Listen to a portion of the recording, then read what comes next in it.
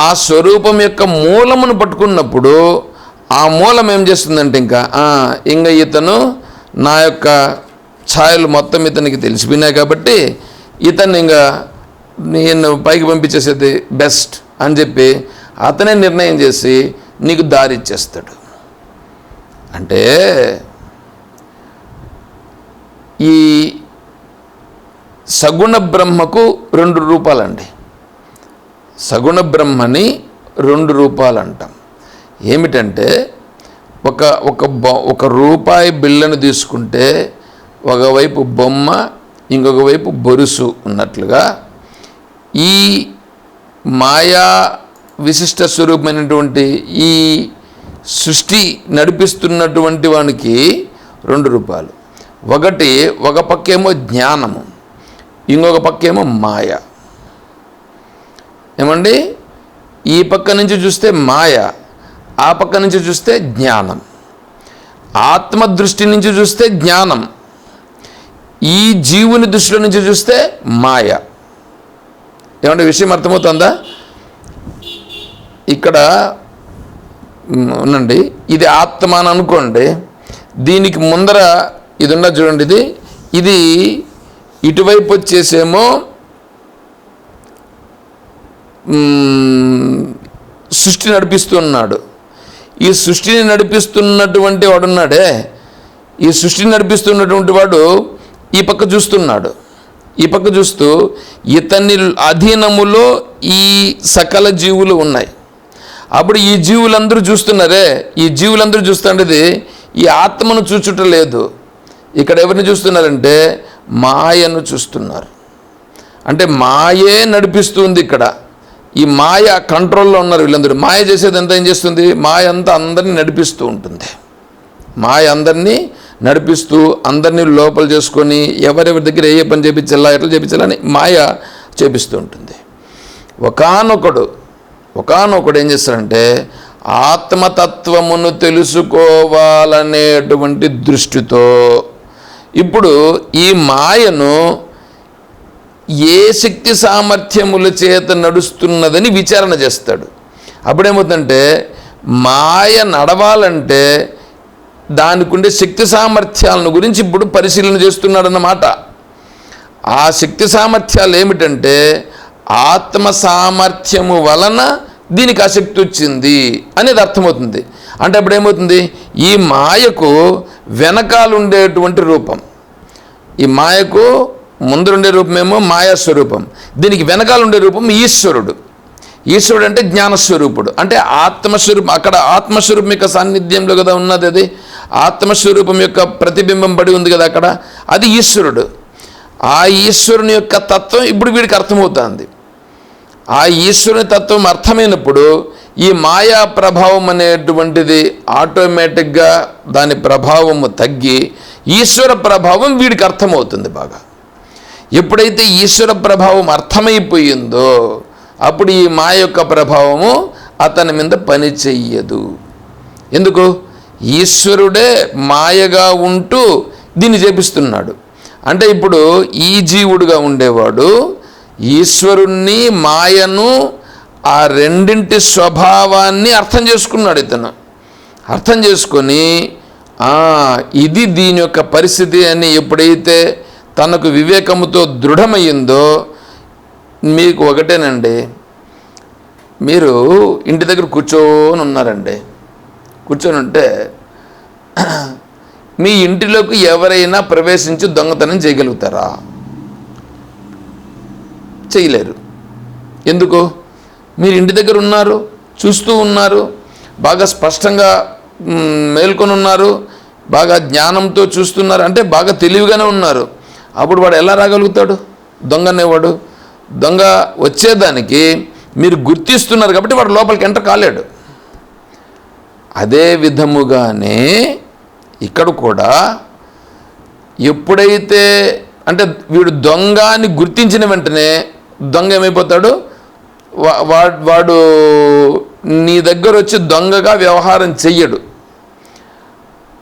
అదే విధముగా ఇక్కడ కూడా ఈ మాయా ఈశ్వరుడు ఇద్దరు ఈ మాయాస్వరూపము ఎంతసేపైనా వీళ్ళందరినీ గుణములతో ఆడిస్తూ ఉండుటే చేస్తూ ఉంటుంది.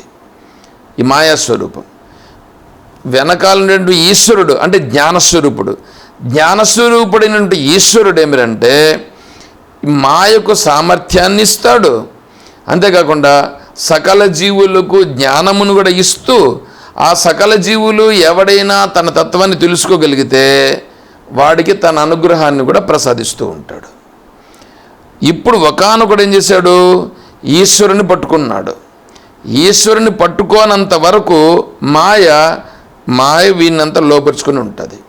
ఎప్పుడైతే ఈశ్వరుని ఆశ్రయించినాడో ఆ ఈశ్వరుని ఆశ్రయించిన వెంటనే మాయ యొక్క ప్రభావం ఎక్కువ అవుతుంది. వాడు ఈశ్వరుని దగ్గరికి పోతున్నాడని మాయ యొక్క ప్రభావం ఎక్కువ అవుతుంది. అప్పుడు వీడు ఏమవుతాడంటే ఈ మాయ ప్రభావానికి లొంగిపోయి ఈశ్వరుని దగ్గరికి పోయే ప్రయత్నం మానుకుంటాడు. ఎందుకంటే ఈ మాయ యొక్క పెట్టేటువంటి బాధలకు ఆ కష్టాలకు చూచి సరే అని పోస్ట్పోన్ చేసుకుంటాడు ఈశ్వరుణ్ణి. ఆ పోస్ట్పోన్ చేసుకుంటే అది అక్కడికి అయిపోయింది. మళ్ళీ ఇంక ఈశ్వరుని దగ్గరికి పోయే ప్రశ్నే లేదు.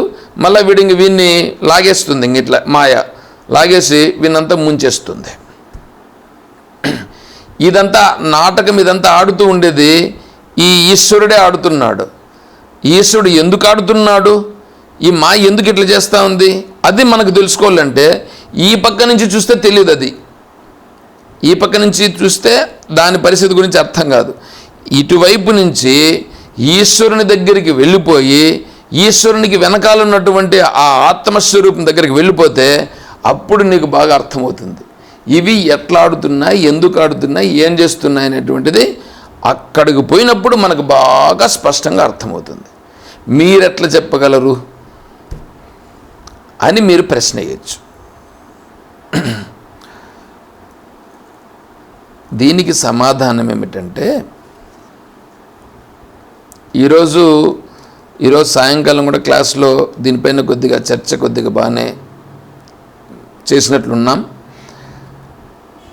ఎప్పుడైతే వేదాంత అధ్యయనం మనం చేస్తామో, వేదాంత విచారణ అనేటువంటిది బాగా చేస్తూ ముందుకు వెళుతామో, వెళ్ళినప్పుడు నేను ఏదైతే మీకు ఇంతవరకు చెప్తున్నానో మాయ యొక్క ప్రభావము వాన్ని ఏ విధంగా లోపరుచుకోవాలనేటువంటిది చూస్తుందో ఇవన్నీ బాగా చాలా స్పష్టంగా కొద్దిగా నేను చవి చూసినానని నేను అనుకుంటున్నా. తర్వాత ఉపనిషత్, మాండుక్యోపనిషత్ అని ఒకటి ఉపనిషత్తు ఉన్నది. మీకు ఈ విషయాలన్నీ అర్థం కావాలంటే ఏమండి గౌడపాదీయ కారికలు అని ఉన్నాయి. దాంట్లో అలాత శాంతి ప్రకరణం అని ఒకటి ఉన్నది. గౌడపాదాచార్య స్వాముల వారు అలాత శాంతి అని ఒక ప్రకరణం రాశారు. అది 4వ ప్రకరణం. అది అర్థం కావాలంటే దానికి ముందుండేటువంటి అద్వైత ప్రకరణం అది అర్థం కావాలి. అది అర్థం కావాలంటే దానికి ముందున్నటువంటి వైతథ్య ప్రకరణం అర్థం కావాలి. అది అర్థం కావాలంటే దానికి ముందున్నటువంటి ఆగమ ప్రకరణం అర్థం కావాలి. అది అర్థం కావాలంటే దానికి ముందున్నటువంటి మాండుక్యోపనిషత్తు మూలం అర్థం కావాలి. అసలు మాండుక్యోపనిషత్తు దగ్గరికి పోవాలంటే దానికి కొన్ని ముందుగానే వాడికి ప్రిపేర్ అయి ఉండాలి. అంటే వాడికి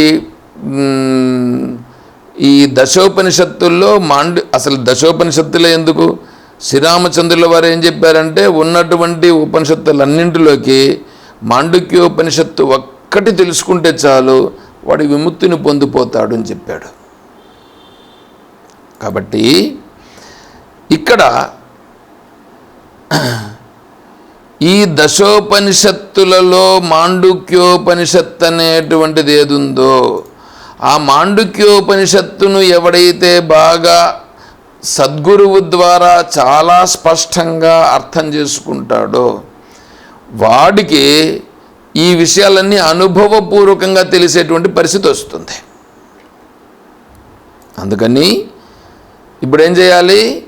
అలాత శాంతి ప్రకరణం, మీరు కావాల్సింటే రాసుకోవచ్చు. అలాత శాంతి ప్రకరణం అనేటువంటిది ప్రకరణము, అలాత శాంతి ప్రకరణము. ఇది అర్థం కావాలంటే అద్వైత ప్రకరణము, అది అర్థం కావాలంటే దానికి ముందున్నటువంటి వైతథ్య ప్రకరణము, అది అర్థం కావాలంటే ఆగమ ప్రకరణము, అది అర్థం కావాలంటే దానికి ఉన్నటువంటి మూలం మాండుక్యోపనిషత్తు. మాండుక్యోపనిషత్తు వరకు నువ్వు పోవాలంటే ఒక బేసిక్గా నువ్వు భగవద్గీతని తీసుకో, ఏం పర్లేదు. భగవద్గీత ఇవి కన్నా నీకు అర్థమైతే అది ఏంటి అనే విషయం నీకు ఇప్పుడు స్పష్టమవుతుంది. అదండి పరిస్థితి. సరే, ఇప్పుడు ఇక్కడ విషయం ఏంటంటే అర్జునుడు ఈ ప్రశ్న వేశాడు. ఎట్లా వేసాడు? ధైర్యంగా వేసాడా? ధైర్యంగా వేసాడంటే ధైర్యంగా ఇలా ఇప్పుడు అక్కడ వరకు వెళ్ళిపోయినాడు. ఇప్పుడు అర్జునుడు ఆ స్థితిలో ఉన్నాడు. ఏ స్థితిలో? ఈ మాయా ఈశ్వరుడు ఇద్దరు ఉండేటువంటి స్వరూప స్థితిని తను దివ్య దృష్టితో చూస్తున్నాడు. ఈ విచారణ దృష్టితో వచ్చినప్పుడు కూడా ఇవి రెండు వస్తాయి. ఇక్కడ విచారణ రూపంగా వచ్చినప్పుడు ఈ సగుణ బ్రహ్మలో ఈశ్వరుడు మాయ ఈ రెండు స్వరూపాలు ఇక్కడ ఎదురుపడతాయి.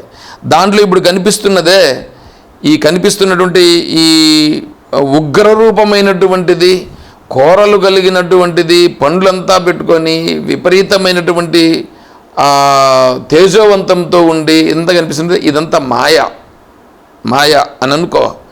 దాని వెనకాల ఉన్నటువంటి ఈ ప్రశ్నలన్నిటికీ సమాధానం చెప్తూ ఆ శ్రీకృష్ణుని రూపంగా ఉంటూ అర్జునునికి ఇవన్నీ బోధ చేస్తున్నదే అది ఈశ్వరుడు. ఇప్పుడు ప్రశ్న అడుగుతా ఉండేది ఈశ్వరుణ్ణి ప్రశ్న అడుగుతున్నాడు. అంటే మాయ రూపంగా ఉండే దానినే ఈశ్వరుడుగా వెనకాల ఉండేటువంటి స్వరూపాన్ని ప్రశ్నిస్తున్నాడు. అంటే మాయ ఈశ్వరుడు రెండు ఒకటే. నువ్వు ముందర చూసినావా మాయ, అక్కడ వెనకాల చూసినావా ఈశ్వరుడు. అంటే ఆత్మస్వరూపం నుంచి చూస్తే ఈశ్వరుడు, ఇక్కడ నీది నుంచి జీవుడి నుంచి చూస్తే మాయ. జీవుని దృష్టి వైపు నుంచి చూసినప్పుడేమో కనిపించేది మాయ, ఈశ్వరుని అంటే ఆత్మస్వరూపం నుంచి చూసినప్పుడేమో కనిపించేది ఈశ్వరుడు. ఏమంటే విషయం అర్థమవుతుందా? ఇక్కడ నేను అక్కడ దాన్ని వర్ణిస్తూ ఉండేది.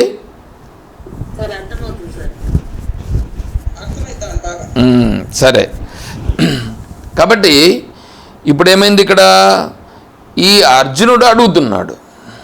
అర్జునుడు ఆ స్థాయికి పోయినాడు. ఇప్పుడు ఆ స్థాయికి పోయి ఏమిటిది, ఎందుకోసం వచ్చింది, ఎట్లా జరుగుతుంది అని అడుగుతున్నాడు. దానికి ఆ రూపంగా ఉన్న ఈశ్వరుడు చెప్తున్నాడు. ఇప్పుడు ఇక్కడ సమాధానం. ఈశ్వరుడు ఏం చెప్తున్నాడు? కాలోస్మి లోకక్షయకృత్ ప్రవృద్ధో లోకాన్ సమాహర్తుం ఇహ ప్రవృత్తః ఋతే పిత్వా న భవిష్యంతి సర్వే ఏవ స్థితాః ప్రత్యనీకేషు యోధాః.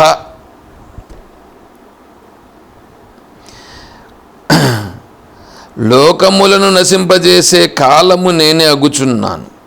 నేను ఇప్పుడు ఇక్కడ అధికముగా వర్ధిల్లి ప్రాణులను సంహరించుటకై పూనుకున్నవాడును.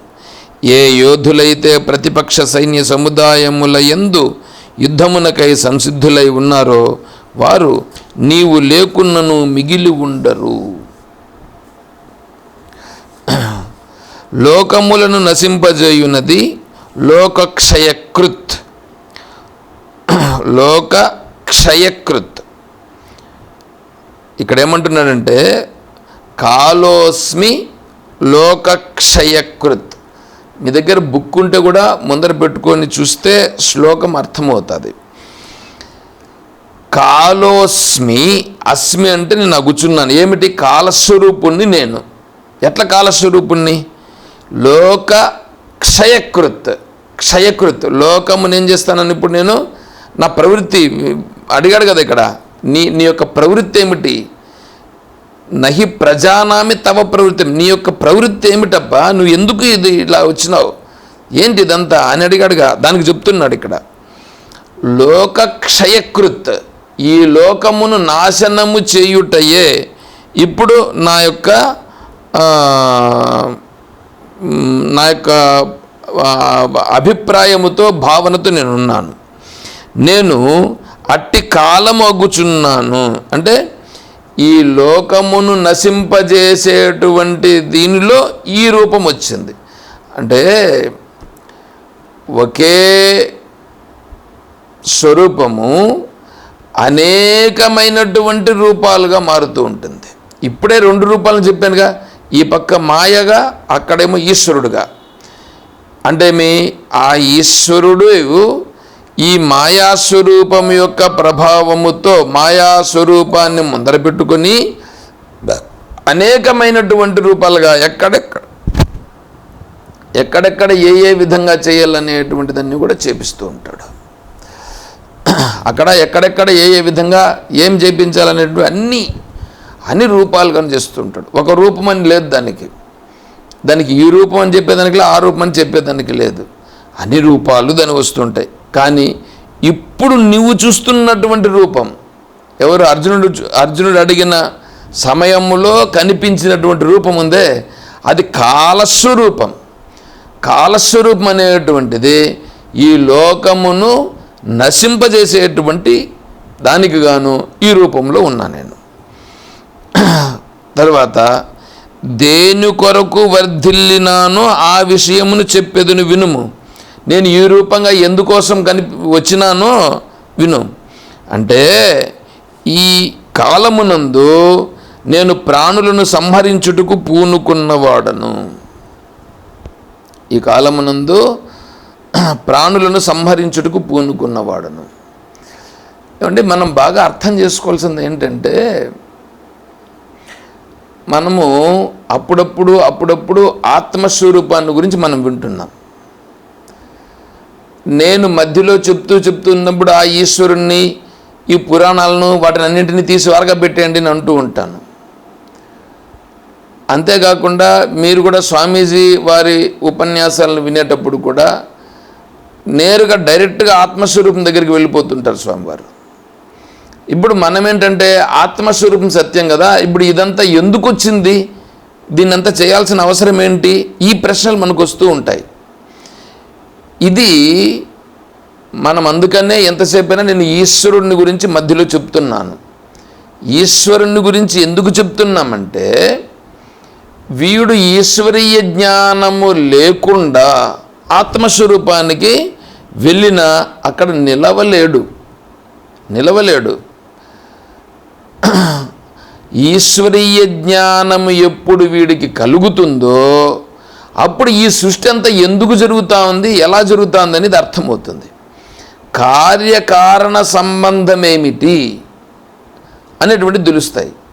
ఈ కార్యము కారణము, పలానా కార్యం జరిగింది, దీనికి కారణం ఏమిటి, ఈ కారణం వలన ఎలా జరిగింది, అసలు కార్యకారణ సంబంధముతోనే జరుగుతూ ఉందా, లేకంటే ఇంక వేరే కూడా ఏమన్నా ఉందా, లేకపోతే వేరే ఉంటే ఎందుకోసం జరుగుతుంది, కార్యకారణాలు అనేటువంటివి ఎంతవరకు ఉంటాయి, ఇవన్నీ ఒకవేళ ఉంటే నేను దీని నుంచి విడుదల పడేదానికి వీలవుతుందా కాదా, ఇటువంటి ప్రశ్నలు వస్తాయి.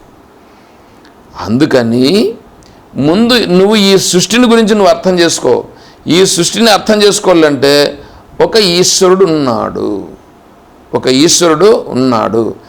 ఆ ఈశ్వరుడు నీకు తెలిసిన రూట్లో ఎవరో ఒక ఆయన ఈశ్వరుడు ఉన్నాడు అనేటువంటిది నువ్వు అనుకుంటున్నావు.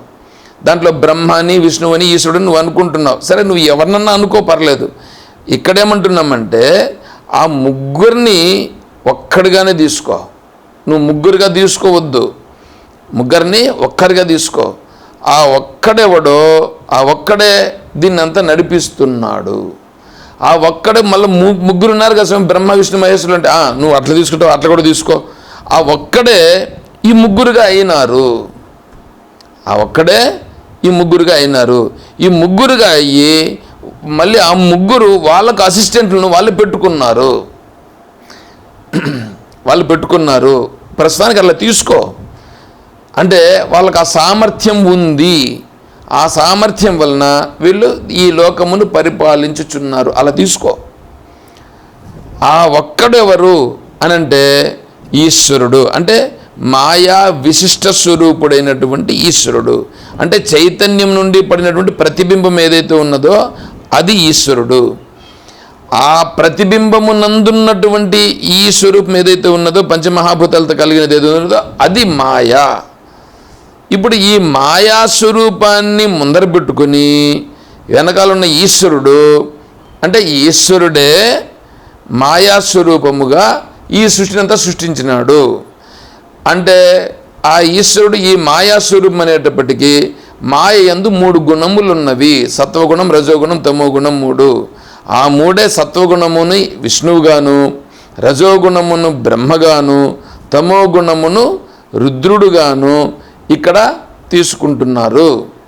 అంటే ఇది డైరెక్ట్గా మనకు చెప్తే అర్థం కాదని ఇప్పుడు అక్కడి నుంచి ఇలా మనం తీసుకున్నారు. వీళ్ళు తీసుకొని బ్రహ్మని, విష్ణువుని, మహేశ్వరుని చెప్తున్నారు. సరే, ఆ 3 గుణములు వచ్చినాయి. ఆ 3 గుణములు మళ్ళీ వాళ్ళకి అసిస్టెంట్లు పెట్టుకున్నాయి. అంటే ఇంక అక్కడి నుంచి మళ్ళీ ఏమైనాయి, అది విడిపడడం, అక్కడి నుంచి ఇంక మళ్ళీ సకల సృష్టిని ప్రారంభం చేయడం, ఇవన్నీ నడిపించడం, ఇంకా దేవతలు వీళ్ళు వాళ్ళందరూ పుట్టడం, ఇవన్నీ జరుగుతాయి. ఇవన్నీ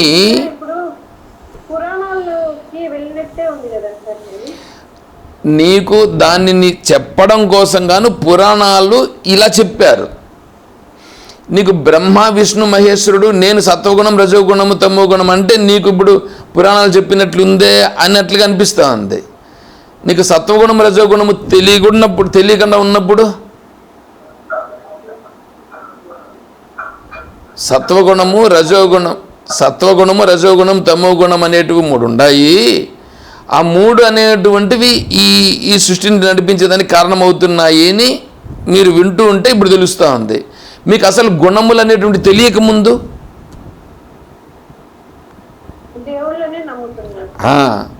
ఇప్పుడు నేనేం చెప్తున్నాను, ఈ సత్వగుణం, రజోగుణం, తమోగుణం అనేటువంటి వలన జరుగుతూ ఉంది. ఈ 3ంటిని చెప్పడం కోసం కానీ వీళ్ళు ఏం చేశారంటే మధ్యలో ఉన్నటువంటి మహానుభావులు కొంతమంది వీడికి డైరెక్ట్గా చెప్తే అర్థం కాదని వీడు బుద్ధితో వీడు ఆలోచన చేసి వాటికి పేర్లు పెట్టి మధ్యలో పెట్టినాడు. ఇక్కడ మధ్యలో పెట్టి ఇవన్నీ నడిపిస్తున్నాడు అనేటట్లుగా వీళ్ళు రాసి పెట్టారు. వీటినంతా ఏంటి, వాళ్ళ యొక్క కవితా ధోరణి. ఇప్పుడు మీరు వీళ్ళని చూడండి, కావాలంటే ఈ అష్టావధానులు, సహస్రావధానులు, ద్విసహస్రావధానులు వీళ్ళు ఉంటారు చూడండి. వీళ్ళు కావాల్సింటే కవిత్వాలు అల్లి పారేస్తారు దేవుని పైన కూడా. దేవుడు ఏమేమి చేశాడని స్వామీజీ చెప్పాడు. ఈ మధ్యలో ఒక ఆయన ఒక పెద్ద గ్రంథం తీసుకొని వచ్చాడట. పెద్ద గ్రంథం, ఇంత పెద్ద గ్రంథం రాసి స్వామీజీ దగ్గర తీసుకొచ్చి, స్వామీజీ దీనికి మీరు ముందర దాన్ని ఏమంటారంటే మున్నుడి అని రాస్తారు, దాని తర్వాత అభిప్రాయం, మీ అభిప్రాయాన్ని కొద్దిగా రాసి ఇవ్వండి. ఏమిటంటే అది విష్ణువుకు సంబంధించినటువంటి తత్వాన్ని, విష్ణువు యొక్క అధీనంలో ఏ దేవతలు ఉన్నారని, ఆ విష్ణువు ఎప్పుడెప్పుడు ఏ లోకాల్లో ఉంటాడని, ఆయనకి ఎంతమంది భార్యలని, ఏ భార్యతో ఎలా ఉంటాడని వీటన్నింటిని రాశాడనమాట. తర్వాత శివునితో ఎప్పుడు కలుస్తాడని, బ్రహ్మను ఎట్లా పుట్టించాడని ఇవంతా రాశాడంట దాంట్లో. దానికి స్వామీజీ చూచి, నాయన మంచిది, దీనికైతే నేను ముందు మాట కానీ వెనకాల మాట కానీ నా అభిప్రాయం కానీ నేను రాయను అన్నాడట. ఎందుకు స్వామి మీరు అలా అంటారు ఏంటంటే, ఎందుకంటే మీకు విష్ణువు ఎక్కడున్నాడో తెలుసు, విష్ణువు ఏ భార్యతో ఎప్పుడు ఉంటాడో తెలుసు, ఆ విష్ణువు యొక్క స్నేహితులు ఎవరో తెలుసు, విష్ణువు ఏ సమయంలో ఎక్కడెక్కడ ఉంటాడో తెలుసు. అంతేకాకుండా ఇది చూడండి, ఈ తొలి ఏకాదశి ఒకటి వస్తుంది, అంతకుముందు శయన ఏకాదశి ఒకటి వస్తుంది, తర్వాత వైకుంఠ ఏకాదశి ఒకటి వస్తుంది. ఈ శయన ఏకాదశి రోజు ఆయన నిద్రపోతాడు, వైకుంఠ ఏకాదశి రోజు ఆయన లేస్తాడు.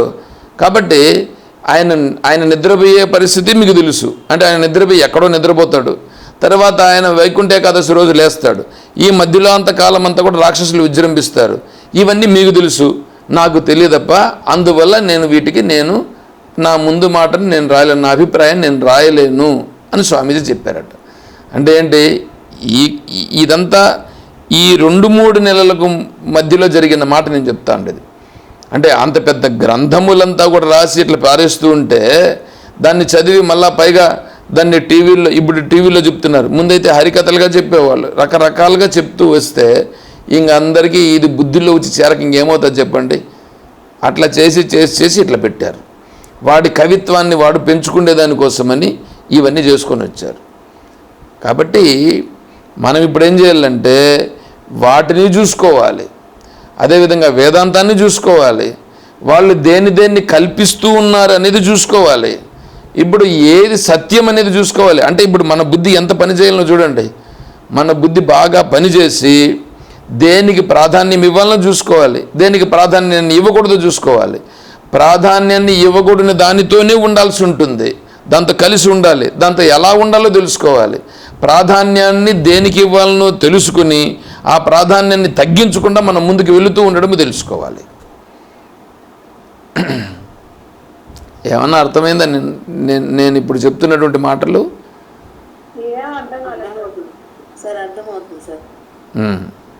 మళ్ళా వినండి విజయమ్మ గారు.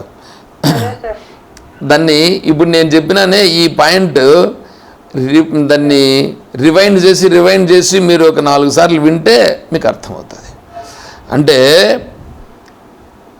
ఆత్మతత్వానికి సంబంధించిన వేదాంత గ్రంథాలను పట్టుకోవాలి. ఈ పురాణాది ఇతిహాస గ్రంథాలు ఏవైతే ఉన్నాయో అవి ఇంతవరకు పట్టుకున్నాము, బాగానే ఉంది. వాటిని పట్టుకున్న కారణం చేత నేను ఇటుకొచ్చి వేదాంతానికి బన్నాను, వేదాంతంలోకి వచ్చినాను. ఇప్పుడు ఇంక అవి చాలు అని చెప్పి వాటిని వారగా పెట్టాలి. తర్వాత ఈ కర్మ, ఈ సంస్కారాలు ఇవేవైతే ఉన్నాయో దీన్ని పట్టుకొని ఉండం. దీన్ని విడిచిపెట్టి వెంటనే ఉండలేం. దీన్ని విడిచిపెడితే ఆత్మతత్వస్థితిలో మనం నిలవలేం. అందుకని ఏం చేయాలి? కర్మను పట్టుకోవాలి. కర్మను చేస్తూ ఎందుకు చేస్తూ ఉండాలంటే ఈ ఆత్మ వివేక జ్ఞానం వేదాంతాన్ని బాగా తెలుసుకునేదానికి ఈ కర్మను పట్టుకొని వాడుకోవాలి. ఈ కర్మను వాడుకుంటూ శరీరాన్ని సంరక్షించుకుంటూ మనం ముందుకెళ్ళాలి. ఈ వేదాంతాన్ని బాగా తెలుసుకోవాలి, బాగా విచారం చేసి దృఢం చేసుకోవాలి. ఆ దృఢం చేసుకున్న వెంటనే ఈ కర్మని దాన్ని పూచిక పుల్లను విడిచిపెట్టినట్లుగా విడిచిపెట్టి నువ్వు నిరభ్యంతరంగా ఆ సహజత్వ స్థితిలో ఉండిపోవాలి. అప్పుడు వీళ్ళందరూ ఏదో కర్మలు చేసుకుంటూ ఉంటారు, వీళ్ళందరినీ చూస్తూ కూడా మనం ఉంటాం. ఉండినా కూడా వాళ్ళను ఏమనే మాత్రం మనం ఇబ్బంది పెట్టకుండా మనం ఉండగలుగుతాం. నీ పనికి జరిగిపోతూ ఉంటుంది. అది ఎట్లా జరుగుతుంది, ఏం జరుగుతుంది అనేటువంటిది అప్పుడు అక్కడికి వస్తే తెలుస్తుంది అది. కాబట్టి ఆ స్థితిని మనం పొందాల్సి వస్తుంది. ఇప్పుడు ఇక్కడ భగవంతుని అంటే ఆ రూపంగా ఉన్నటువంటి ఆ ఈశ్వరుని అడగగా ఈశ్వరుడు సమాధానం చెప్తున్నాడు. ప్రాణులను సంహరించుటకు పూనుకున్నవాడును అంటే ఆ ఈశ్వరుడు చెప్తున్నాడు. ఇప్పుడు నాయన ఒకప్పుడేమో ఈ జీవులను సృష్టించినాను, ఇప్పుడు ఈ జీవులందరూ కూడా భారం అయిపోయినారు లోకానికి. ఈ లోకములు వీళ్ళందరూ ఉంటే పనికిరాని స్థితి వచ్చింది. కాబట్టి వీటన్నింటినీ కొద్దిగా స్మాష్ చేసే పని నేను ఎత్తుకున్నాను. ఇప్పుడు అందుకోసమని నేను ఇలా వచ్చినాను. నీవు ఇప్పుడు నువ్వేమంటున్నావు? నేను యుద్ధం చేయను, వీళ్ళందరూ నాకు తాతలు, నాకు గురువులు, పైగా నాకు మేనమాములు, నాకు బంధువులు, వీళ్ళంతా అని అంటున్నావు. వీళ్ళందరూ నీకేం మేనమాములు కాదు, నీకు బంధువులు కాదు, నేను తాత కాదు, ఆయన గురువు కాదు. ఇవన్నీ కూడా నేను కల్పించిన మాయలో ఇవన్నీ ఒక భాగం. ఈ మాయలో ఇదొక భాగం, అది ఉన్నట్లుగా కనిపిస్తూ ఉంది నీకు, అంతేగాని నిజంగా అదేం సత్యమేం కాదు. అటువంటి దాంట్లో వీళ్ళంతా బాగా పెంచేటట్లుగా చేసింది నేనే. ఇప్పుడు మళ్ళీ దాన్ని అంతా కూడా ఏం చేయాలి? ఇదంతా బాగా పెరిగి ఎక్కువైపోయింది. కాబట్టి దీన్ని మళ్ళీ నేను కొద్దిగా అబాలిష్ చేయాలి. అందుకని నువ్వేందో మధ్యలో ఈడొచ్చి నేనంతా ఈ పని చేస్తావంటే, నువ్వేడొచ్చి నేను చేయను, నేను వీళ్ళందరినీ చంపితే నేనేదో పాపం మూట కట్టుకుంటుంటాను, పైగా వీళ్ళందరినీ చంపేదాని వల్ల నాకు ఏంటి వస్తాయి, నేను శాస్త్ర విరుద్ధంగా ఉంటాను, నువ్వు మళ్ళీ పెద్ద తెలిసిన మాదిరి వేదాంతం మాట్లాడినావు. నీకు వేదాంతం అంటే ఏమో తెలియదు కాబట్టి నీకు వేదాంతాన్ని నేను చెప్పుచున్నానని భగవంతుడు చెప్పాడు. ఇప్పుడు చూడు, నువ్వు యుద్ధము చేయకపోతే మాత్రము వీళ్ళందరూ ఏమన్నా అట్లాగే మిగిలి ఉంటారని అనుకుంటున్నావా? ఆల్రెడీ వీళ్ళకి స్పాట్ నేను పెట్టేశాను. ఆల్రెడీ వీళ్ళకు